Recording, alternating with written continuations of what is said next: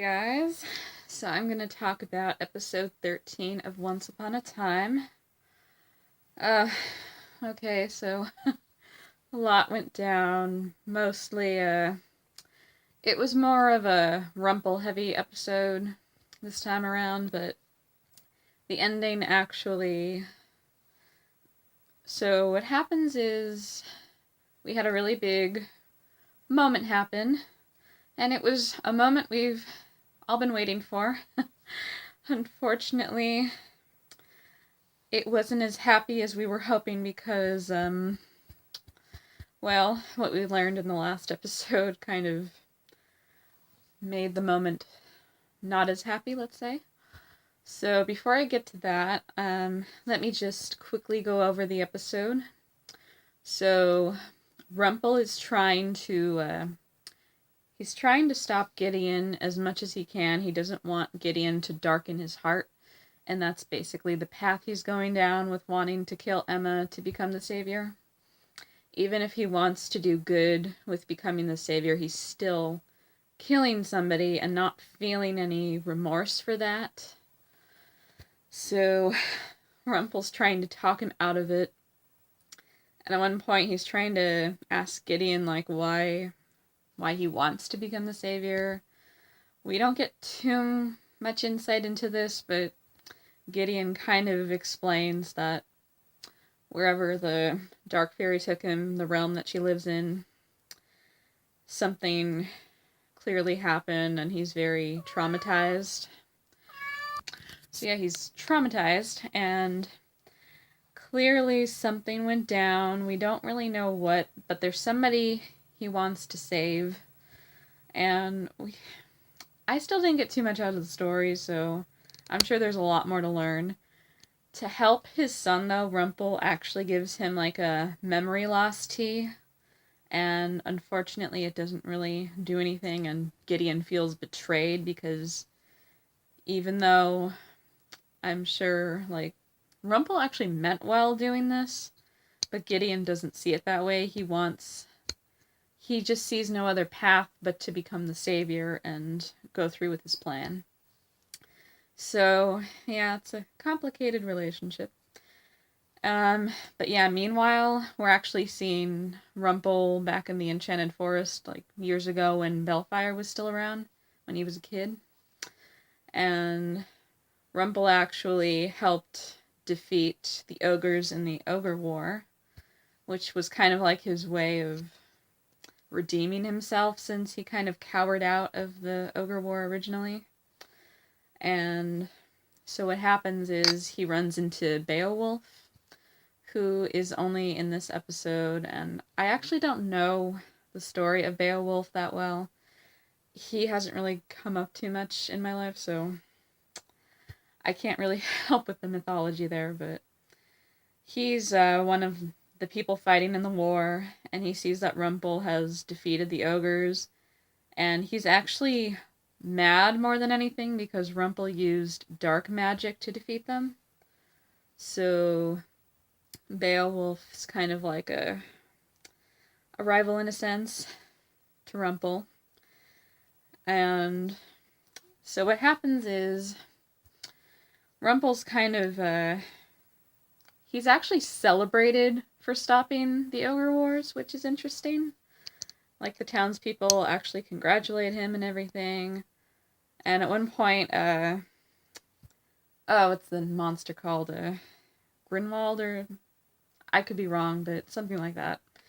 They say that there's a monster running around and Beowulf went to go defeat it, but he didn't come back.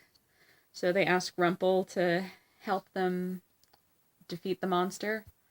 So Rumple actually agrees, but Bellfire wants him to defeat the monster without using dark magic. He thinks it's a way that the townspeople will fully believe in him and Rumple will be a better person for it. So yeah, basically there's always a story that comes up. So what happens is they get to the cave where the monster supposedly is. There's no monster there. Beowulf made up the story, and he did it because he wanted to, I think he trapped Rumple there. honestly can't remember this part of the show, but he wants Rumple to, like, just not be around, let's just say. So this actually kind of sets off Bellfire, who has the dagger to control Rumple. And at one point, Bellfire is filled with rage, and he gets to Beowulf.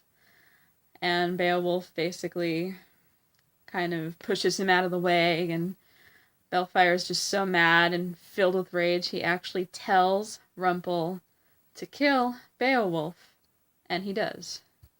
But Rumple actually feels sadness because his own son had a moment of darkness. Even though he wallows in the dark, magic and everything, he really doesn't want his son to end up like him. And there's real heart to that, because we always see Rumple, he's constantly making mistakes and lying, and he never changes really, but to see that he actually really did want the best for his son, like, that scene is really heartbreaking, because we know what happens to Bellfire. He became Neil, and Neil, he didn't make it out of season 3. But anyway, the reason why they're showing this is because it's paralleling what's going on with Rumple and Gideon now. And Rumple also doesn't want the same thing to happen. And in the past, Rumple was able to give the memory loss tea to Bellfire, and it actually worked that time. So that kept him pure, but Gideon just isn't quite getting on that track. So Rumple comes up with a solution where he will do the dirty work so Gideon's heart can remain pure. The thing is, even though that's an interesting plan, and even Belle actually agreed in a way, and it's mostly just until they can convince Gideon not to go through with the plan, but still, Gideon is just, he's not pure, because he still thinks about killing somebody, and he basically thinks nothing of it. He just really has his mind set on killing someone he doesn't even really know. And it's just, I feel like Rumple's solution isn't 100% foolproof that he's gonna keep his son's heart pure, because it's still the way that he's thinking. Maybe he doesn't do the bad things, but it's still, he feels no remorse for what happens, and it's really kind of sad what happened to Gideon. So I'm really curious in future episodes to see how that's going to be explored, like seeing Gideon's past, how he grew up, because obviously he's from a time where time works differently, and he had a childhood at some point. We just kind of skipped over it in the real world. But anyway, so along the lines of the episode, there's another storyline with Regina and Robin, and they're still, like, we were still very suspicious, like, what were the new Robin's intentions. And it turns out he actually just wants, he doesn't want to change. He doesn't want to live up to the Robin that Regina knew. He doesn't want to be that way at all. And I have a theory that maybe he's like the evil part of Robin Hood, kind of like how Regina split herself, and there's the evil queen part, and then there's the Regina part.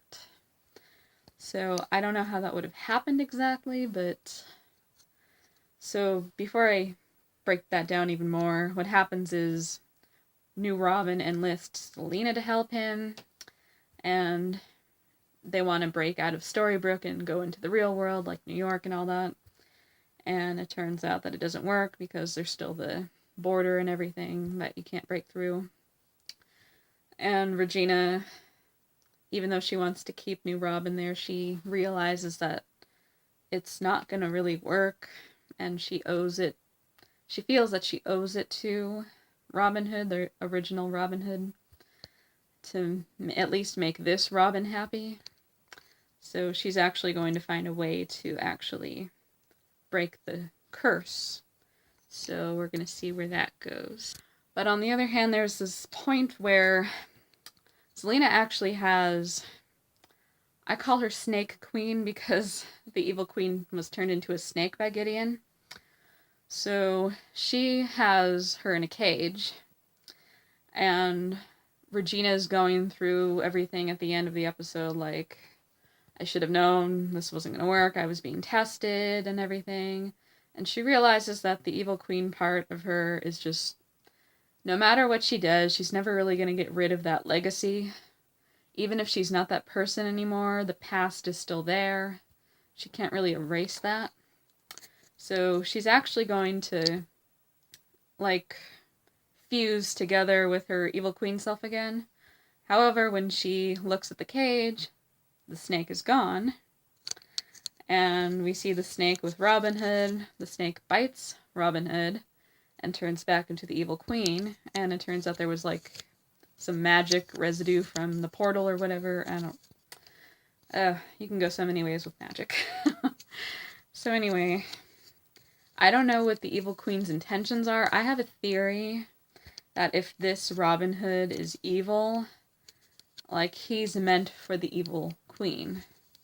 And this all goes back to David's wish on the lamp, where he wished for the evil queen to get what she deserves.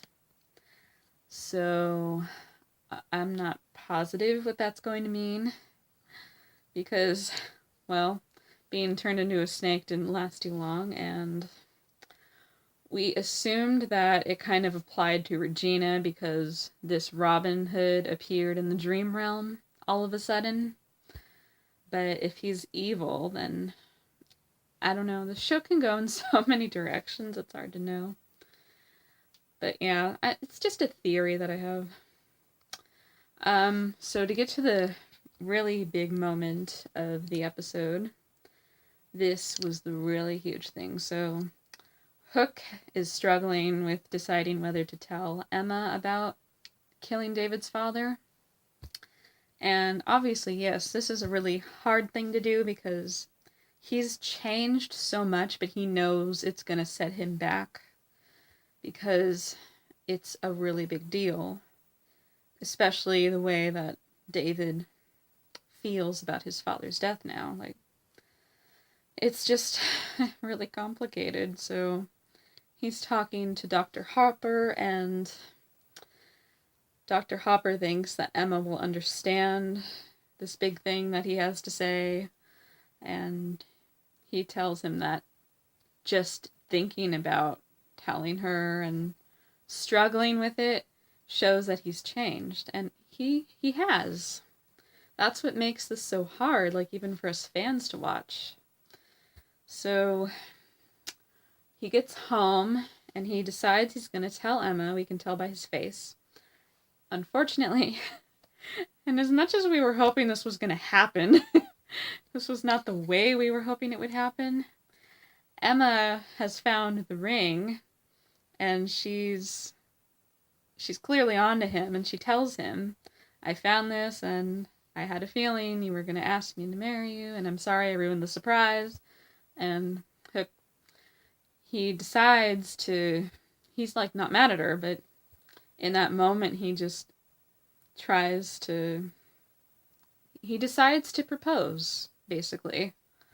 And it is beautiful, but at the same time, there is that depth right there that he is obviously still hiding something, and we know. It's sad because we've been waiting for this moment. I couldn't fully enjoy the proposal, and I want to say I'm not mad at the writers, but I'm mad. I am mad because I've been waiting for this for seasons. Anyway. So yeah, he still hasn't told her. Sorry. And it's just, I get the feeling he's going to tell her in the next episode. It looked like from the promo she has a really upset face, and they show Hook, and of course they make things seem like they do just to make us think things, but I don't know. I hope he does tell her soon, though, because that needs to get resolved, especially because I've heard, spoiler if you don't want to hear this, I have heard that the musical episode that is coming up is going to be a wedding episode. And I can imagine it's at least possible that it's for Emma and Hook, especially since they are engaged now. But there's gonna be a lot to get resolved before that, so I have my fingers crossed for this because I really do want them to get married. I want them to be together because he has changed. It's just getting the truth out and getting past it all, especially for David, since he feels so strongly about his father's death. Like I said, it's gonna be complicated. But yeah. I'm so mad about that proposal scene. So here's hoping for the future that things are going to be good.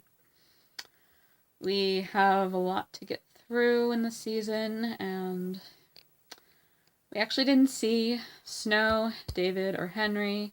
Things still are not resolved with the curse placed on Snow and David, so we'll have a lot to get through. Alright, so I'm going to leave it here. I hope you guys enjoyed the episode. If not, I highly recommend it. And yeah, I will talk to you soon. Bye.